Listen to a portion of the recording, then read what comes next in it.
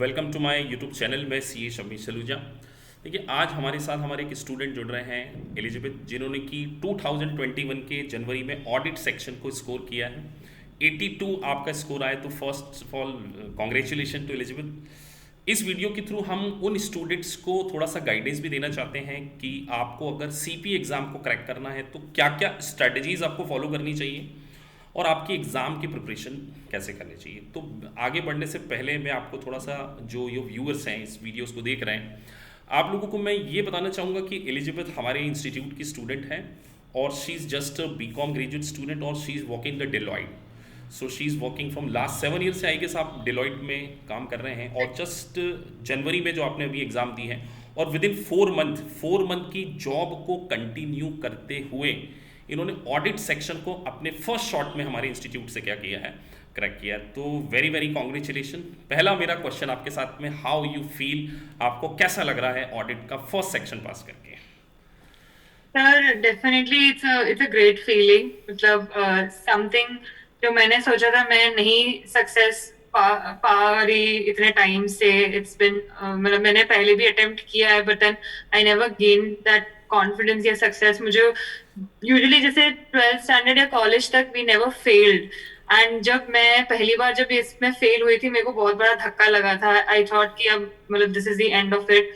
But then फिर मुझे हिम्मत आई, एंड मतलब I of course like I got to know कि आप कोचिंग लेते हो, तो आपसे मैंने कांटेक्ट किया, and that's how I started preparing for it with some guidance. क्योंकि हमेशा से मुझे ऐसा लगता है सब लोग विदाउट कोचिंग एंड गाइडेंस कर लेते हैं, but I am little different from others कि मुझे किसी की गाइडेंस या टीचिंग की जरूरत होती है ताकि मैं कर सकूं। मेरे को कोई पुश चाहिए होता है या मेरे को हमेशा कुछ और एक्स्ट्रा कोई मुझे ओके। इनपुट दे, वो मेरे को हमेशा बेनिफिट करता है मुझे ओके। लगता है। तो यस दैट हेल्प, एंड इसलिए यस मैं ये कह रही हूँ कि I am definitely very happy कि मैंने इस ओके, बार वो चलिए। क्लियर कर अब मैं लिया। आपको सबसे पहले एक क्वेश्चन पूछना चाहता हूँ। बहुत सारे स्टूडेंट का कई बार क्वेश्चन होता है कि क्या वाकई हमारी क्लासेस 100% ऑनलाइन होती है? हमने सारी क्लासेस आपकी लाइव ऑनलाइन ही ली है, चाहे फिर वो ऑडिट सेक्शन हो या अभी अभी आपने फार भी कंप्लीट किया है। तो आप मुझे ये बताइए कि हमारी लाइव ऑनलाइन क्लासेस का आपको बेनिफिट कितना मिला, और आपको जो आपके साथ में स्टूडेंट रहते थे तो एक कहीं ना कहीं हेल्दी कॉम्पिटिशन भी जनरेट होता था। तो लाइव ऑनलाइन क्लासेस जो AKPI इंस्टीट्यूट के द्वारा ऑर्गेनाइज की जाती है, क्या वो 100% होती है? 100% लाइव क्लासेस है? कोई प्री रिकॉर्डेड वीडियोस तो हमने आपको नहीं दिए। तो लाइव ऑनलाइन क्लासेस का बेनिफिट आपको कितना मिला? सर ऑनेस्टली स्पीकिंग मतलब ये शुरू ही हुआ लॉकडाउन में था, एंड थोड़ा सा डाउट था कि ऑनलाइन क्लासेस जब चलेंगे तो कैसे होगा। जैसे सब बैठ के लिख के पढ़ते हैं वो हो पाएगा नहीं हो पाएगा, सर कैसे पढ़ाएंगे, मतलब ये सब एक डाउट जरूर था इन द बिगिनिंग। बट आपने जिस तरीके सब कुछ ऑर्गेनाइज किया, मतलब एक्सेल पे वो समझाना, और एक बार नहीं समझे तो दूसरी बार समझाना, एंड डेफिनेटली क्लासमेट्स मुझे इस बार मुझे मतलब जैसे जरूर लगा कि उसकी वजह से भी एक बहुत बड़ा हेल्दी एनवायरनमेंट रहता है कि अगर क्वेश्चंस आते हैं तो सब में एक वो कॉम्पिटिटिव स्पिरिट होता है कि हाँ इतने मिली अच्छा, सेकंड क्लास में। में जैसे मैं जनरली बोलता हूँ, हम लोग टॉपिक वाइज सारे MCQs करते हैं, जैसे जितने सारे, चाहे फिर वो FAR सेक्शन हो या ऑडिट सेक्शन हो, हमने ऑलमोस्ट 90%, मैं कहूँगा कि 90% या 95% हर टॉपिक वाइज MCQ करें। सो टॉपिक वाइज MCQ का क्या आपको चैप्टर को करने के बाद MCQ को सॉल्व करने का बेनिफिट फील हुआ एग्जाम में? हाँ सर डेफिनेटली वो भी हेल्पफुल था। मतलब एग्जाम एकदम जब हम चैप्टर कर लेते हैं उसके बाद जब करते हैं तब हमारे ऑलमोस्ट क्वेश्चंस मतलब जैसे आपने देखा है और आप हमेशा कहते हो 90% एक्यूरेसी चल रही होती है क्लास में, तो वो देखा है मैंने जरूर। बट कभी कभी मुझे ये भी लगता है कि हो सकता है हमें थोड़ा सा अप्रोच शायद चेंज करना चाहिए कि या तो हम 2-3 चैप्टर्स करने के बाद एमसीक्यूज करें। ओके। डेफिनेटली कॉन्फिडेंस बिल्डिंग हो जाती है जब हम चैप्टर के बाद करते हैं, but then maybe after some time मतलब इवन अगर हम चैप्टर के बाद कर ले थोड़े सेट ऑफ क्वेश्चंस, बाकी सेट ऑफ क्वेश्चंस हम चाहिए तो 2-3 चैप्टर्स मिला के उसके बाद कर सकते हैं, ताकि ओके। एक्चुअली गेज कर सके ठीक है हम लोग को कॉन्सेप्ट रिटेन हो रहे हैं नहीं हो रहे हैं, या हम लोग से फ्रेश पढ़ के हम फ्रेश आंसर दे रहे ओके, हैं इसलिए मेरा हो रहा है। तो मेरा आपसे अगला क्वेश्चन ये है कि आपका पेपर पूरा टाइम से हो गया था 4 आवर्स में, कि आपको कुछ टाइम लगा? सर उसमें मैं ये बोलूंगी जो आपने अभी सजेस्ट किया कि मॉक एग्जाम देने की वजह से मुझे एक आइडिया तो ये लग गया था कि मैंने मॉक में मैं बहुत जल्दी जल्दी एग्जाम दे रही थी, कि क्योंकि ऑडिट है तो एक क्वेश्चन है वो आंसर उसका करेक्ट आना चाहिए, बस वही होता है, मतलब you don't have to calculate as such. तो उस टाइम मैं जल्दी जल्दी कर रही थी, बट वो भी मेरी एक मिस्टेक थी क्योंकि क्वेश्चन को अच्छे से पढ़ के 2-3 बार पढ़ने के बाद आंसर देने पे तुम्हारा ज्यादा वो रहता है। तो हाँ, मैंने इस वजह से उस वजह से मैंने अपना टाइम मैनेज कर लिया, एंड एग्जाम में मैंने आई कैन से मैंने सिर्फ 5 मिनट्स बचे थे मेरे एक्चुअली स्पेयर करने के लिए, and ओके, मैंने एक्चुअली में मतलब सब में आपका अच्छा खासा टाइम नटशेल लगा में ये के। कहना है कि टाइम में आपको कमी नहीं फील हुई। अच्छा, देखिए हाँ। बहुत सारे बच्चों का ना सबसे बड़ा जो ऑडिट के एग्ज़ाम को दे रहे हैं, आपने सिमुलेशन को कैसे मैनेज किया? मतलब सिमुलेशन मैं आपसे जो भी आपने रिव्यू प्रोवाइडर्स को हम जनरली पब्लिक प्लेटफॉर्म पे डिस्क्लोज नहीं करते कि किस, तो जो आपने सिमुलेशन करे, क्या जो आपने रिव्यू प्रोवाइडर्स को यूज़ किया, क्या डिक टू डिक वही सिमुलेशन क्लास एग्जाम में आते हैं या डिफरेंट आते हैं? क्या आपको ऐसा लगता है? Sir honestly I don't think same आएगा कभी भी, मतलब वो हम कभी नहीं कह सकते कि जो किया, क्योंकि मैंने इस बार मैंने सारे चैप्टर्स के सिमुलेशंस करे थे, स्किल्स प्रैक्टिस सारे चैप्टर्स के करे थे विदाउट मतलब missing any one of them. मतलब सिमुलेशन आपने और सारे करे थे, और लेकिन आपको सारे अभी करे। भी ऐसा लगता है कि एग्जाम में डिफरेंट काइंड ऑफ सिमुलेशन आए थे? हाँ, ओके। बट एक एक एक्सपेक्टेशन बन जाती है कि हाँ सिमुलेशन लेंथी हो सकता है, 7-8 मतलब एट मैक्स 7-8 एग्जिबिट्स आ सकते हैं, तो कभी ऐसे डर सा नहीं लग रही और इतना सारा गया हम इसको क्या करें। बट अच्छा, अगर तुम ऑलरेडी सिम्स करते आए हो, प्रैक्टिस कर रहे हो, तो वो बहुत बेनिफिट करता है कि ठीक है ऐसा ही आएगा, मुझे प्रिपेयर्ड मतलब रहना चाहिए सिमुलेशन की इसके आपने लिए। पूरी प्रैक्टिस की जिससे कि आपको सिमुलेशन को सॉल्व करने में हेल्प मिली। अब यस मेरा सर, अगला क्वेश्चन है कि डेफिनेटली। देखिए कोविड की ड्यूरेशन में आपने पूरी एग्जाम को दिया, तो लिटरली मुझे ऐसा फील होता कि मास्क लगा के 4 आवर्स की पूरी एग्जाम को देना, it's a very crucial thing. क्या इससे कहीं ना कहीं थोड़ा सा इफेक्ट होता है क्या साइकोलॉजिकल लेवल पे? क्योंकि यहाँ पे आपको देखिए कंसिस्टेंटली 4 घंटे बैठ के एग्जाम देना है, और 4 घंटे में आई गेस 15 मिनट्स का आपको ब्रेक मिलता है, 15 मिनट्स का आपको ब्रेक मिलता है, तो मास्क को कैरी करते हुए with the specs it is really difficult to give exam, और आपने इसको मैनेज किया। क्योंकि एक मेरा क्वेश्चन है आपसे।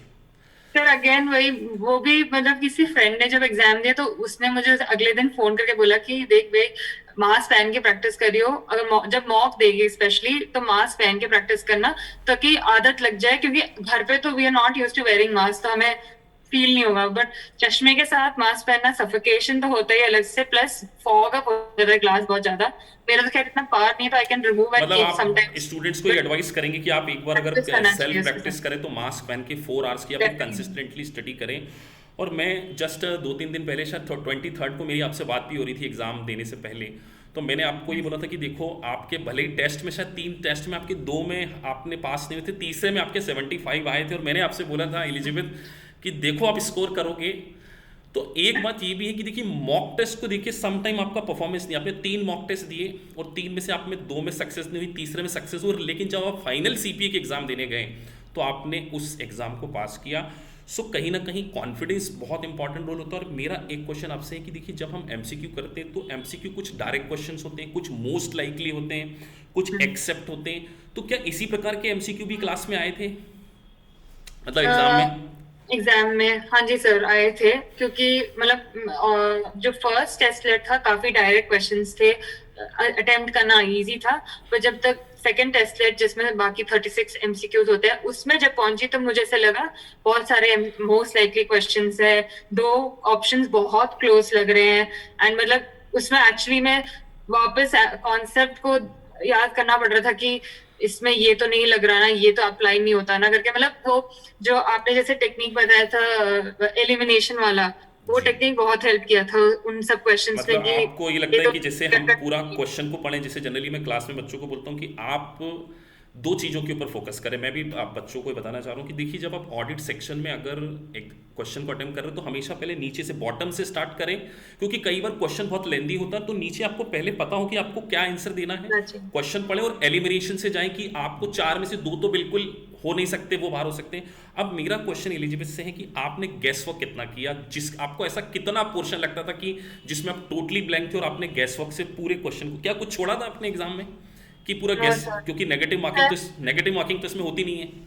नहीं होती है, बट सच बताओ सर इस बार मैंने कोई गेस वर्क नहीं किया था, मेरे को जो कॉन्सेप्ट याद आ रहा था उसके बेसिस पे मैंने आंसर दिया था। मेरे को याद है मैंने पहली बार जब दिया था मैंने बहुत गेस वर्क किया था, तो इसलिए मैं कह सकती हूँ ना इस बार अपने कॉन्सेप्ट्स पे 100% श्योर थी, अच्छे से आपने मेरे को समझाया था, इस वजह से अब हमने लाइन बाय लाइन रीड किया था, इसलिए वो चीजें मेरे दिमाग में बैठ गई। तो मैं ऐसा कोई भी क्वेश्चन नहीं था कि मैंने शायद इसका मुझे आंसर नहीं था, चलो ABC में से कोई भी लगा, तो ऐसा नहीं था, मैंने सब पे ऑफ कोर्स क्वेश्चन ऐसे डिफिकल्ट वाले लगे थे जिसको मुझे लगा मैं एक और बार वापस पढ़ के बाद में आती हूँ, तो मैंने मार्क्स जरूर पता करे थे क्वेश्चन लाइक 5-6 एक सेट में मार्क्स जरूर करे थे, बट वो मैंने फिर बाद में वापस रीड करके मुझे याद आ गया था, तो वैसे मैंने अच्छा, अटेम्प्ट अब किया था। आपने जैसे एक बात कही कि हम लोग लाइन बाय लाइन पढ़ते हैं, जो भी रिव्यू प्रोवाइडर्स को हमने यूज़ किया उसकी पूरी हमने लाइन बाय लाइन, हमने कोई आपको कंसेप्ट स्किप नहीं किए, सारे एमसीक्यू हम क्लास में ही करते थे।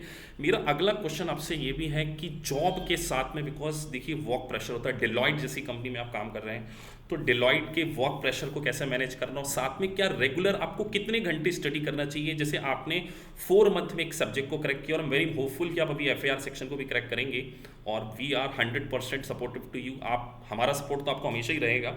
मैं आपसे ये जानना चाहता हूँ कि ऑडिट सेक्शन के लिए आपने कितने घंटे की स्टडी डेली की होगी ऑन एन एवरेज? उन स्टूडेंट्स को मैं बताना चाहूँ कि देखिए एलिजिबल एक बीकॉम ग्रेजुएट स्टूडेंट है, she has no chartered accountancy background, तो चार्टर्ड अकाउंटेंसी बैकग्राउंड नहीं है तो ऑडिट इन्होंने नहीं पढ़ा है। क्योंकि देखिए I am a chartered accountant, तो मुझे पता है, मैं जनरली क्लास में भी बच्चों को बोलता था कि देखिए सीए फाइनल वाले बच्चे और सीए इंटरमीडिएटरी बच्चे तो ऑडिट ऑलमोस्ट पढ़ के आ रहे हैं, 99% ऑडिट सेम है। लेकिन आप ऑडिट फर्स्ट टाइम पढ़ रहे थे तो आपको लेकिन वर्किंग एक्सपीरियंस का बेनिफिट मिला है, नो डाउट। लेकिन फिर भी आप मुझे बताइए ऑडिट जैसे सेक्शन में आपने कितने घंटे की डेली स्टडी करी है? सर पहले तो मेरे पास एक्चुअली में इतना टाइम नहीं होता था हर दिन काम के बाद पढ़ने का, तो जो मैं हम आपका क्लास अटेंड करी थी मोस्टली वही मेरा सपोर्ट रहता था बैकग्राउंड में। बट उसके अलावा मेरे पास टाइम ऑनेस्टली स्पीकिंग सिर्फ वीकेंड पे रहता था, सैटरडे संडे। तो उस दिन मैं कोशिश करती कि मैं मैक्सिमम टाइम अपना निकाल सकूं और पढ़ने में लगा दूं। उसके अलावा सर क्योंकि अभी लॉकडाउन में ऐसे ही था कि बहुत सारा प्रेशर, बहुत सारा काम रहता था, एंड लॉन्ग आवर्स वर्किंग हो जाता था। बट उस टाइम में भी ऑफिस बहुत सपोर्टिव था कि जब मैं बोलती थी मेरा क्लास टाइमिंग है तो मैं वो अटेंड करने के लिए वो लोग मुझे अलाउ कर देते थे, इस वजह से बहुत हेल्पफुल था। बट हाँ, उन सब सिचुएशंस में आई वुड सजेस्ट कि वीकेंड्स अगर मिल रहे हैं तो वीकेंड्स को विदाउट स्पेयरिंग एंड मतलब अगर वेस्टिंग मैं कहूँ कि डेली आप 1 घंटा, जैसे हमारी जो क्लासेस होती 1 घंटे, या जैसे एक हमारा घंटा 7:30 to 9 के आसपास 1.5 आवर समथिंग की क्लासेस होती थी, उसके बाद आप हार्डली 1 आध घंटा पढ़ते थे, मतलब आपका कहना है 1 आवर करते, क्योंकि ऑन एन क्लास में, एवरेज वन क्योंकि वन क्लास एंड में हम half line hours. By line पूरा बुक को पूरा रीड करते, उसमें चीज़ों को हाईलाइट करते, आप नोटिस करते होंगे मैं चीज़ों को हाईलाइट करता था। और यस सर। आप देखते हैं कि पास की, आपने जैसे मुझे एक चीज़ बताई, आपने रिव्यू प्रोवाइडर के फ्लैश कार्ड को पढ़ा, तो मुझे बताइए फ्लैश कार्ड कितने हेल्पफुल रहे आपके ऑडिट सक्सेस में? क्योंकि आपने मुझे सर बताया कि flash card is a very important role play किया है उन्होंने। Yes sir, definitely. क्योंकि ऐसा है कि लास्ट, बिकॉज वी नो कि एटलीस्ट 80 to 90 चैप्टर्स जब हैं तो मे बी अ डे और टू बिफोर द एग्जाम हम सारे चैप्टर्स बैठ के तो नहीं देख सकते कि इतना लेंदी चैप्टर्स है। तो फ्लैश कार्ड्स मेरे को किसी ने बोला भी नहीं था, या मतलब फ्रेंड किसी ने सजेस्ट, आई थिंक आपने मुझे बोला था कि एक बार फ्लैश कार्ड्स और पर्सनल रिव्यू वगैरह देख लेना, तो मैंने ऐसे ही देखने के लिए शुरू किया, तो मुझे लगा हाँ ये तो काफी हेल्पफुल है। फटाफट रिविजन में वो निमोनिक्स हो गया जो भी है छोटे में समराइज करके, ऑल्दो 50-60 फ्लैश कार्ड हर चैप्टर के तो हैं, वो भी बड़े हैं, बट देन वो जल्दी पढ़ना ज्यादा इजी रह रहा था। एंड उसकी वजह से भी मुझे लास्ट एग्जाम डे पे एकदम से वो फ्लैश कार्ड दिमाग में आ रहा था, अच्छा हाँ ऐसे ही मतलब पढ़ा फ्लैश था ना, कार्ड आपको, अच्छा अच्छा ऐसे, एक हाँ। बात मैं और चीज़ें बच्चों को बोलता हूँ कि जनरली मैं क्लास में भी बोलता हूँ कि आपको ऑडिट को मगअप नहीं करना है, क्रैमिंग नहीं करना है। आपको you have to think as per the point of view auditor, आपको ऑडिटर की सीट के ऊपर बैठ के ऑडिटर जैसे सोचना है। तो यस सारे बच्चों को आप ये भी बताइए, क्या वाकई ऑडिट में कुछ हमें क्रैमिंग करने की जरूरत नहीं है, कुछ मगअप करने की जरूरत नहीं, केवल एप्लीकेशन ऑफ माइंड है, ये ट्रू है? क्योंकि आपने एग्जाम दी और very short period of time में, आपने देखिए 4 मंथ में पढ़ाई की, उसके बाद आपने एग्जाम दे दी। तो मैं बच्चों को ये भी कहना चाहूँगा कि आप अपने एग्जाम को बहुत ज़्यादा प्रोकास्टिनेट ना करें। आप अपने यस एग्जाम को सर। दीजिए, कोचिंग क्लास, आप कोई भी कुछ क्लासेस से पढ़ रहे हैं, किसी भी इंस्टीट्यूट से पढ़ रहे हैं, लेकिन लाइव ऑनलाइन क्लासेस का बेनिफिट तो है। हाँ रिकॉर्डेड जी। वीडियोस के बारे में मैं बात नहीं करूंगा, तो लाइव ऑनलाइन क्लासेस अगर आप पढ़ रहे हैं, उसके बाद आपकी जैसी क्लास खत्म हो, जनरली 4 मंथ का टाइम हमें लगता है एक सेगमेंट को करने में। जैसे हमने एफ सेक्शन भी हमारा कंप्लीट हो गया और हार्डली एक उसमें टॉपिक एक ही बचा होगा, तो यस सर। 4 मंथ की स्टडी करने के बाद मेरा मानना है कि 1 महीने के बाद आपको एग्जाम दे देने चाहिए। सो जैसे इन्होंने किया वैसा ही आपको करना चाहिए। अब मेरा एक और क्वेश्चन आपसे ये है कि आप मुझे बताइए, क्या आपको जब डिलीमा सिचुएशन होती थी कि आपको लगता था ये भी सही है, जैसे मैं क्लास में बोलता था कि आपको इंस्टिंक्ट पे जाना है अपनी, हाँ। जो आपको फर्स्ट टाइप शॉट लगता वही आपका आंसर होगा, क्या आपके साथ ऐसी सिचुएशन हुई थी कि आपको बार बार आंसर चेंज करने का सोचा था आपने कभी कि नहीं, कि कोई एक बार आंसर दे दिया सेकंड टाइम उसको ना दें? सर ऐसा मेरे ख्याल से मैंने मॉक में ऐसे किया था कि मैंने जाके वापस मिला, नहीं ये नहीं है, मतलब इंस्टिंक्ट पे गई थी बट उसके बाद जाके रिवाइज किया। बट ये चीज मैंने एग्जाम में नहीं करी, क्योंकि उसके बाद पता चला मैंने जो पहले आंसर दिया था वो करेक्ट था, एंड सेकेंड टाइम जाके ओवर थिंक करके मैंने गलत कर दिया। तो वो चीज मैंने एग्जाम में अवॉइड किया कि मैंने एक बार क्वेश्चन ठीक है जिसमें मुझे बिल्कुल डाउट है, वो चाहिए तो मैं वापस रिवाइज आके चेक कर लूंगी, बट एक बार क्वेश्चन पढ़ लिया, दूसरी बार पढ़ लिया, हाँ I am 100% sure of that answer, only then I proceed. तो ऐसा किया था ताकि मुझे वापस आके फिर से नहीं देखना पड़ेगा कि अरे वो क्या करना चाहिए, मैं वापस सारा आंसर करके, मतलब वो बहुत मुझे मुझे पर्सनली गलत लगता है कि हम सेकंड टाइम जब हम करते हैं तो हम हो सकता है हम ओवर थिंक करके उसको गलत कर दे, और इंस्टिंक्ट पे हमेशा बिलीव करना इंस्टिंक्ट चाहिए पे हमेशा कि जाना मेरे साथ चाहिए। पर्सनली और मेरा एक बात मैं एक्सपीरियंस। आपसे पूछना चाहूँगा कि जैसे जनरली जो रिव्यू प्रोवाइडर आप जो भी यूज़ करें, ग्लैम है, वाइली है, बैकर है, लॉट्स ऑफ रिव्यू प्रोवाइडर्स, हम लोग तो जनरली कई बार क्लास में बहुत सारे डिफरेंट रिव्यू प्रोवाइडर्स के क्वेश्चंस भी कर लेते थे। मैं अब आपसे एक और चीज़ ये पूछना चाह रहा हूँ कि क्या एग्ज़ाम का जो विंडो होती है, जो कंप्यूटर स्क्रीन होती है, क्या बिल्कुल वो रिव्यू प्रोवाइडर्स के जैसे सॉफ्टवेयर में टेस्ट रेट्स होते हैं वैसे ही होती है, या थोड़ी सी डिफरेंट होती है? क्योंकि कई बार स्टूडेंट जो फर्स्ट टाइम एग्जाम देने जा रहे होंगे, ये छोटी छोटी चीज़ें बड़ी इंपॉर्टेंट होती है, तो आप बताइए। सर मॉक एग्जाम का जो सेटअप है वो एकदम सेम है, कोई डिफरेंस नहीं है, इंक्लूडिंग लॉन्च कोड डालना, पूरा मॉक ऐसा ही सेटअप है कि एक एक्चुअल एग्जाम हो रहा है वो फीलिंग देती है। तो लॉन्च कोड डालना तो, और उसमें जो इंस्ट्रक्शंस है वो एग्जैक्ट सेम इंस्ट्रक्शंस है जो एग्जाम में आता है। तो अगर तुम मॉक में ऑलरेडी इंस्ट्रक्शंस पढ़ चुके हो तो you don't have to read those, क्योंकि 5 मिनट्स मिलते हैं इंस्ट्रक्शन पढ़ने के लिए, बट सेम इंस्ट्रक्शन होता है, वो फिर से पढ़ने की जरूरत नहीं होती, सिर्फ लॉन्च कोड मतलब डालना जो था, रिव्यू यू कैन प्रोवाइडर्स का जो मॉक जस्ट। टेस्ट होता है बिल्कुल वैसा ही एग्जाम होता है। यस अगला सर, मेरा क्वेश्चन ये है कि आपका पेपर कितने टाइम में कंप्लीट हो गया था, मतलब कितना टाइम आपके पास बच गया था? सर 4 आवर्स का पेपर था, तो 3 आवर्स 55 मिनट्स में मैंने कंप्लीट मतलब किया है। फाइव, मतलब जो है टाइम काफ़ी सफिशिएंट होता है। हाँ अच्छा, सर। मेंटल स्ट्रेस हुआ बिकॉज इतने सारे क्वेश्चंस को बैक टू बैक फेस करना, इट्स रियली चैलेंजिंग जॉब। मतलब ये एग्ज़ाम एक इंटरनेशनल एग्ज़ाम, और एक इंटरनेशनल एग्ज़ाम को क्रैक करना। सो अपना एक्सपीरियंस आप बताइए कि मतलब क्या आपको मतलब क्या फील हुआ, मतलब माइंड में थोड़ा सा मतलब थकावट सी फील हो रहे थे, मतलब कि नहीं हो रही थी? मतलब क्योंकि ये जानना बहुत बच्चों के लिए ज़रूरी होता है कि कई बार, क्योंकि क्या होता है जो इंडियन स्टूडेंट हैं वो अपनी जैसे जो ग्रेजुएशन के एग्जाम में लास्ट मोमेंट तक स्टडी करते हैं। क्या आपने लास्ट मोमेंट तक स्टडी करी, या जैसे आपका पेपर कितने बजे था, 12:30 बजे था आई गेस? सो साढ़े आप, बारह तो से आपने सर। क्या उस दिन स्टडी करी थी सुबह मॉर्निंग में? सर उस दिन इतना कुछ पढ़ा नहीं था, आपने भी मुझे मना किया था एकदम फ्री माइंड से, फ्रेश माइंड से जाना, क्योंकि हम उस टाइम पढ़ के जाते तो हो सकता है हम लोग बहुत ज्यादा अपने को ट्रेन कर देते, जब 4 घंटे बैठ के देना पड़ता है। मेरे को लिटरली एग्जाम के बाद हेडेक हो गया था इतना ज्यादा, क्योंकि हम लोग एकदम ना कॉन्सेंट्रेट करके आंख, और इतना बड़ा तो स्क्रीन होता है वो, तो वो लाइट की वजह से भी हमें इफेक्ट पड़ता है कि हमारी आंखें थक जाती हैं। तो कोशिश यही रहती है कि उस दिन कुछ ना पड़े, बट इंडियन स्टूडेंट्स हैं आफ्टर ऑल, तो हम लोग हमेशा सपोर्ट। लास्ट मिनट तक, मेरा फ्लैश कार्ड वाला लास्ट मिनट तक चला था, आई विल नॉट अगला लाई, क्वेश्चन मैं आई आपसे, will not lie about it, but वैसे हाँ, कुछ लास्ट मिनट के लिए कुछ ना छोड़ के और फ्रेश माइंड से जाना ही अच्छा, हमेशा बहुत सारे सजेस्टेड बच्चों होगा। को ये भी कन्फ्यूजन रहता है कि सर जैसे आप केवल एक ग्रेजुएट बीकॉम स्टूडेंट हैं, आप अभी एमकॉम नहीं है, तो आपने अंडरटेकिंग दी के एग्जाम दी है, क्योंकि 90 क्रेडिट्स में भी आपको एग्जाम देने को मिल गई। ये मतलब बहुत सारे बच्चों के ये भी क्वेश्चंस हो सकते हैं कि क्या केवल बीकॉम स्टूडेंट भी एग्जाम दे सकते हैं? तो ये आपके सामने एक लाइव स्टूडेंट है जिन्होंने अभी कोई पोस्ट ग्रेजुएशन नहीं किया, she is just simply BCom graduate, और उन्होंने अपनी एग्जाम को दी है। बाद में इनको लाइसेंसिंग के लिए जो भी क्रेडिट्स की रिक्वायरमेंट होगी वो इसको अचीव कर सकते हैं। अब मेरा क्वेश्चन ये है आपसे, देखिए अपने कोचिंग इंस्टीट्यूट के बारे में तो अपनी तारीफ तो नहीं कराऊंगा मैं, फिर भी आपसे ये कहूँगा कि हमारी क्लासेस में जो ऑनलाइन क्लासेस में जो आपको स्ट्रेंथ, हम लोग 10 to 15 स्टूडेंट एक बैच में रखते हैं, और सभी प्रकार के स्टूडेंट भी होते हैं। अब तो हमने बीकॉम स्टूडेंट के लिए अलग क्लासेस कर दी हैं, सीए स्टूडेंट के लिए अलग कर दिए हैं।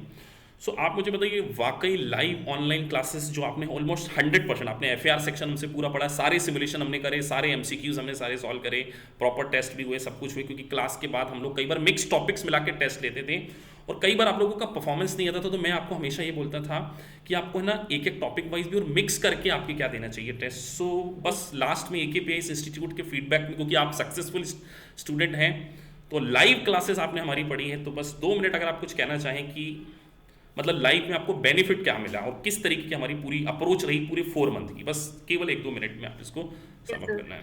डेफिनेटली सर, इसके लिए तो मैं कभी शर्माऊंगी नहीं इस बात को एक्नॉलेज करने में भी, बिकॉज जैसे मैंने बोला, मुझे शुरुआत में थोड़ा सा डाउट था कि ऑनलाइन क्लासेस, क्योंकि आई हैव आल्सो अटेंडेड, मैंने सीए थोड़ा सा ट्राई किया था बट मुझसे हुआ नहीं था, बट मैं कोचिंग जाती थी पूरे 300-400 बच्चों के साथ बैठ के पढ़ चुकी हूँ, जिसमें कोई पर्सनल अटेंशन नहीं होता, कोई समझाने वाला होता नहीं है, दिखा दिया पढ़ लिया ऐसे था।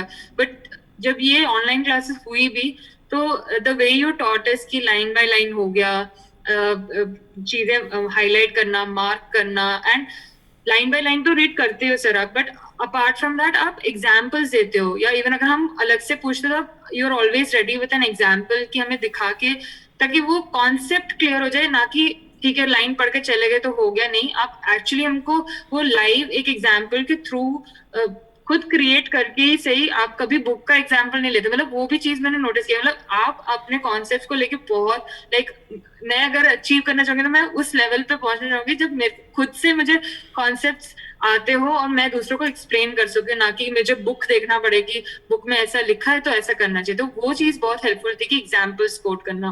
Apart from that definitely chapters के बाद एमसीक्यूज करना, एक रिव्यू प्रोवाइडर नहीं 2-3 रिव्यू प्रोवाइडर्स से करना, तो वो मतलब वो भी हेल्प किया, क्योंकि हो सकता है हम जिस रिव्यू और उससे प्रोवाइडर से आपने ये पढ़ रहे फील तो किया कि देखिए आपके अगर कॉन्सेप्ट अच्छे हैं तो आपको दूसरे रिव्यू प्रोवाइडर्स के क्वेश्चन भी बन रहे हैं, सबके क्वेश्चंस बन रहे हैं, क्योंकि सब में क्वेश्चन सेम्स होते हैं। तो कई बार राइट लोगों सर। का मन में ये होता है कि सर हमने ये वाला रिव्यू प्रोवाइडर किया तो ही हम पास होंगे। तो मैं ये बताना चाहता हूँ कि रिव्यू प्रोवाइडर्स आप कोई सा भी चूज़ किया, अगर आपके कॉन्सेप्ट अच्छे और आपको एक प्रोफेशनल फैकल्टी पूरा पर्सनल अटेंशन के साथ में पढ़ा रही है, तो आपका सीपीए बनना श्योर है। So thank you very much Elizabeth, आपने आपका टाइम निकाला, और मैं लिटरली आपको ये ऑल द बेस्ट कहना चाहूँगा कि आपने एक इंस्पिरेशन, मतलब आपके वीडियोस को देखकर मुझे लगता है कि आने वाले समय में जो बीकॉम ग्रेजुएट स्टूडेंट हैं उनके लिए एक होप जागेगी कि अगर आप एक बीकॉम स्टूडेंट भी सीपीए जो कि सर्टिफाइड पब्लिक अकाउंटेंट का प्रोफेशन है उसको अचीव कर सकता है। Thank you very much, all the best, you have such a wonderful wonderful तो you are a future. Great guide and teacher, मतलब वो तो अनडाउटेडली मैं मेरे को अकेले बोलनी नहीं, पूरा हमारा जो भी इंस्टीट्यूट में जो भी बच्चे हैं वो यही बोलेंगे, Thank you for 100% agree so करेंगे so इसके nice साथ। of you. You are very kind. Thank you So thank you, Elizabeth. Just sir. Okay sir. okay. Thank you.